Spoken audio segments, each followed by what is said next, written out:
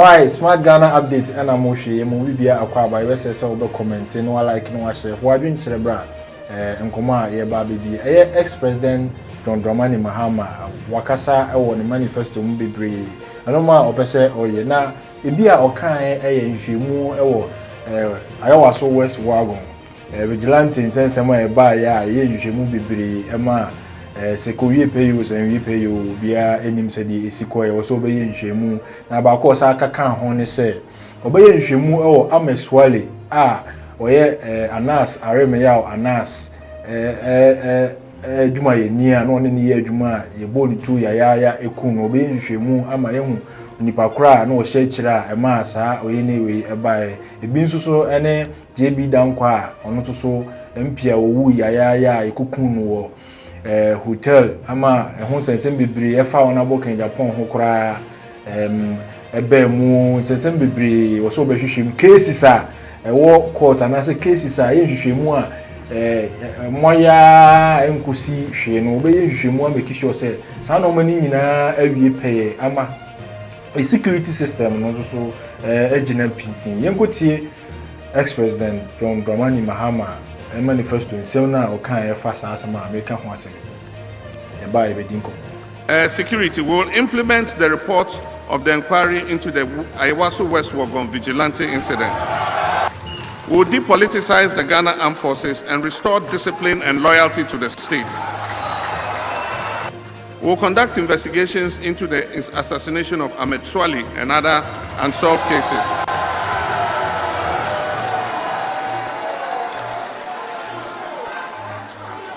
Including the murder of the late Honorable JB Dankwa. We will change the current climate of fear, intimidation, and harassment of the media.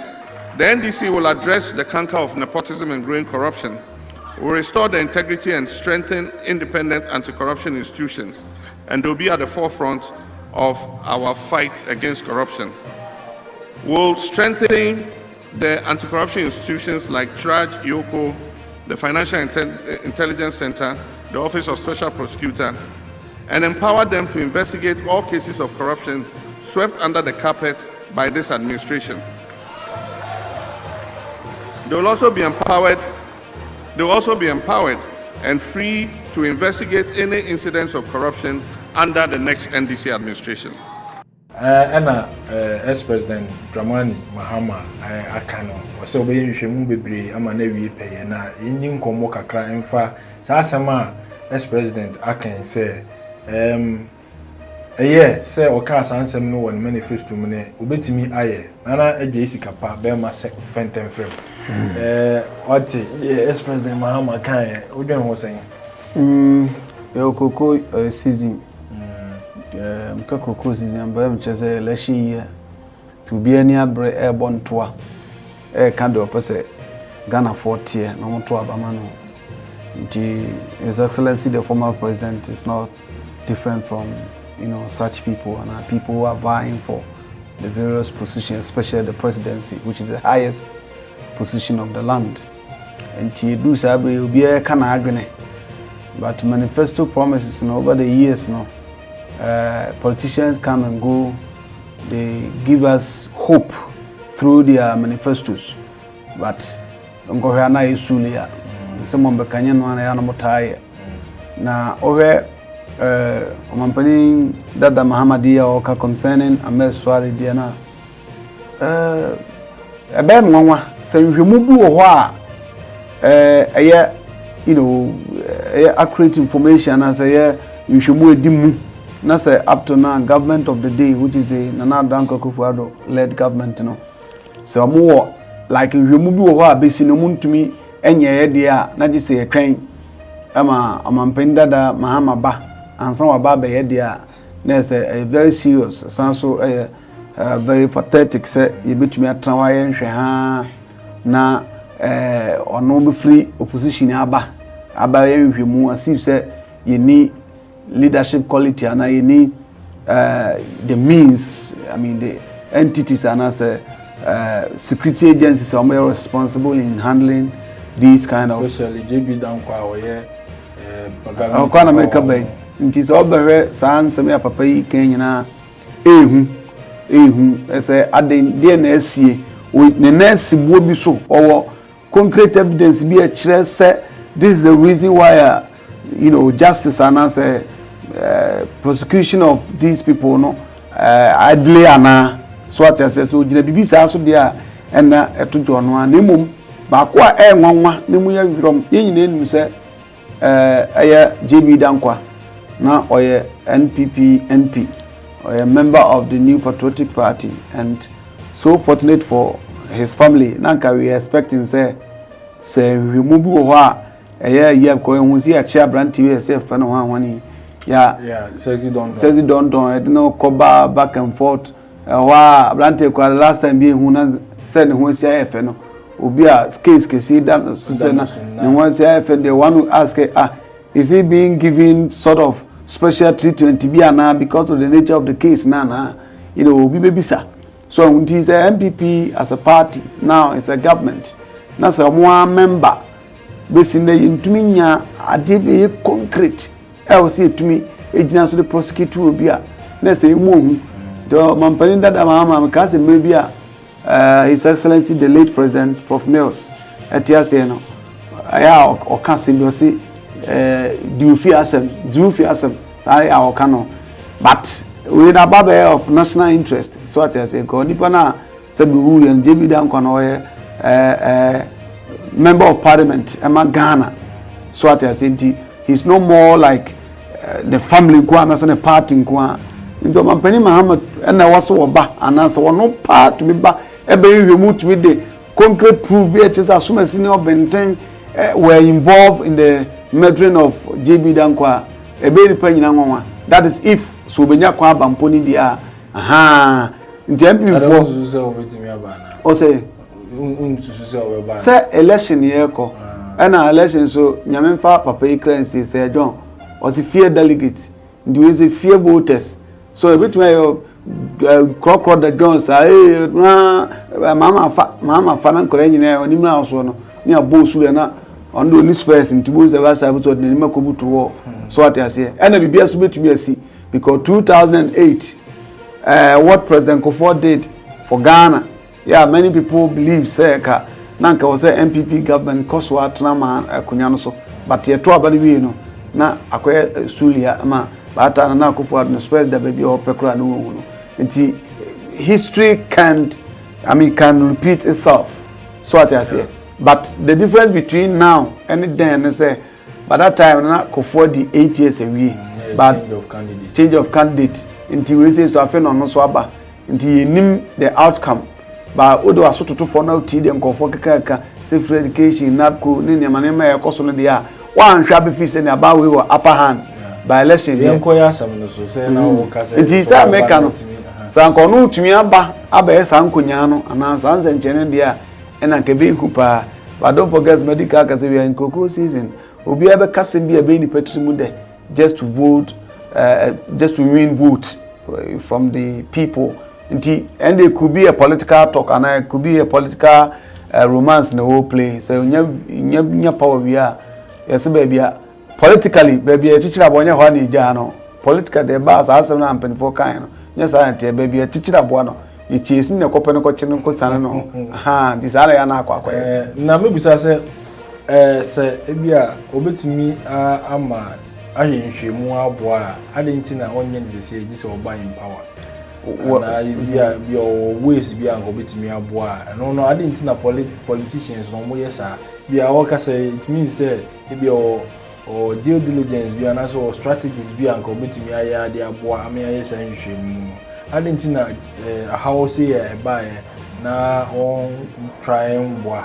uzu say adenti na mostly no ayana oko kasa asemi ya obisa me ya ombaka cho say somebody inwemu kura ba na ye concrete government of the day no will not accept it ntino ba so ba there he becomes commander in chief of Ghana Armed Forces ti baby ono pe e no de the story be fa no de line be fa eti zakari mu dia we are building a nation everybody's opinions or help is needed and can we say it's not necessarily say it's a to abama wansana what me dey ade ebe bo man na aba so what I say but this is the part of the world we live that this when your power answer unza ho ba yemen first to ko is ba kokote ba bia twema na nyonko de ndi eba no so akoya adjustment no so de eba just to win power.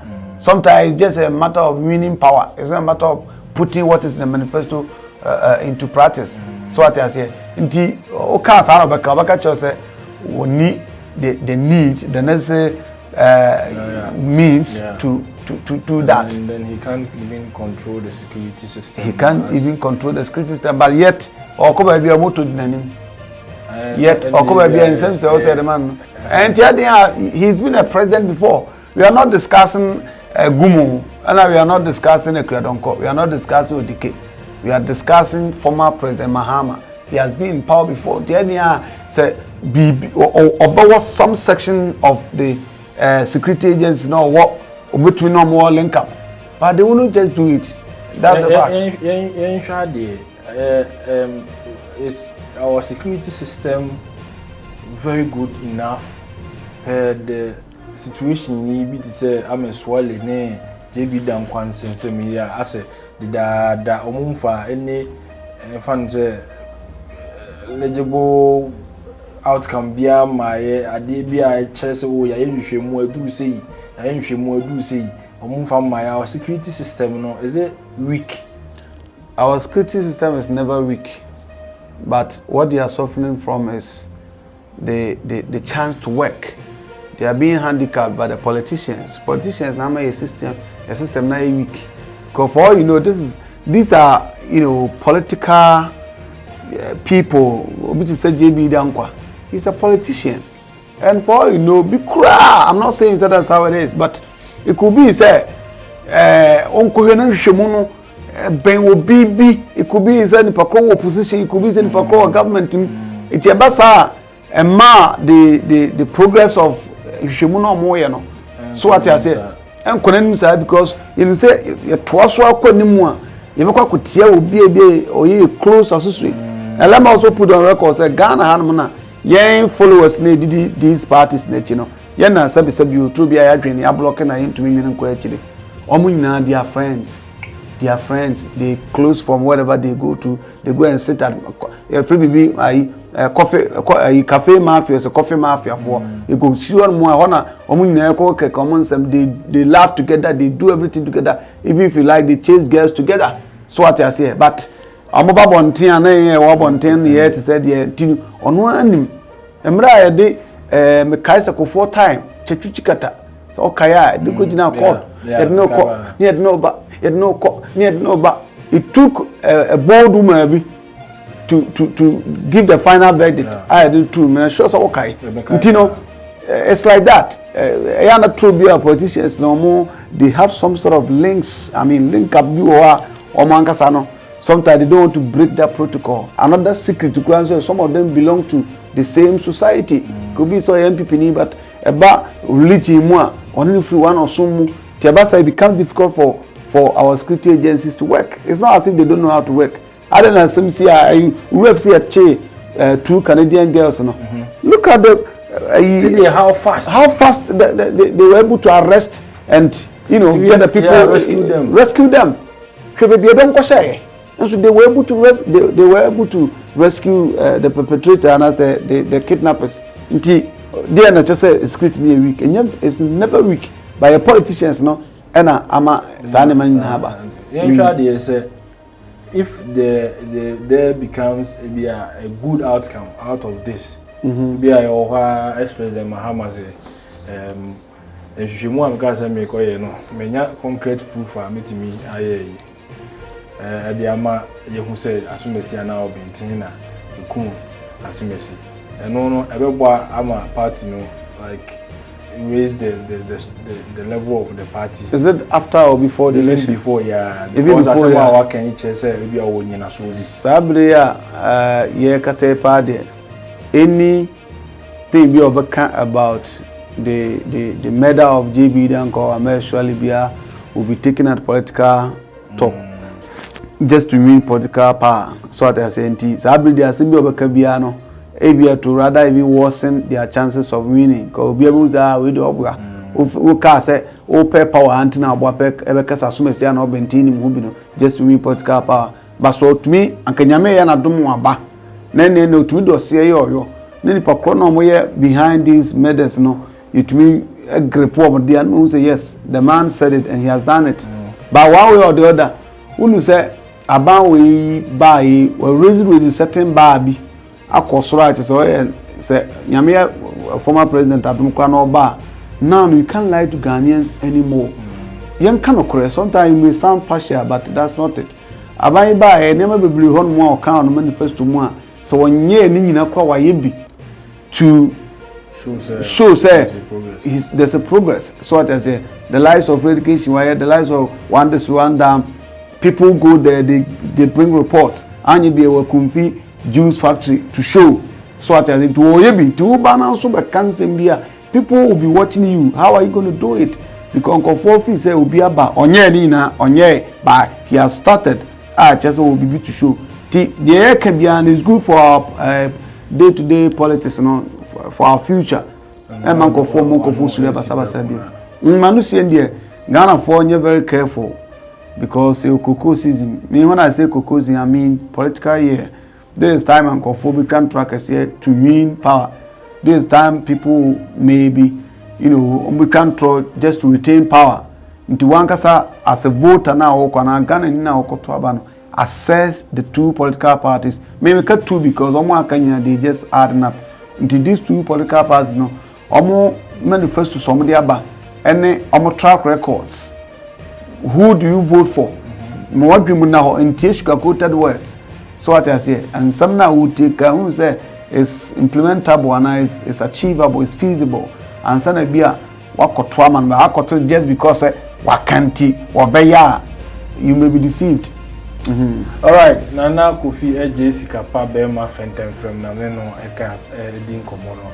It's about manifesto ex-president Mahama Ekan Chichi Mu say bini say was obeye nhwemu amaswale ne JB Dankwane ayewa so wagom vigilantes and some by no na yeyi bia ye ka ho asem say is it possible and if it is possible then it is good and if so betimi aya yemane mra no ma meye ana assess fa comment ni bra like it na share Smart Ghana update e be share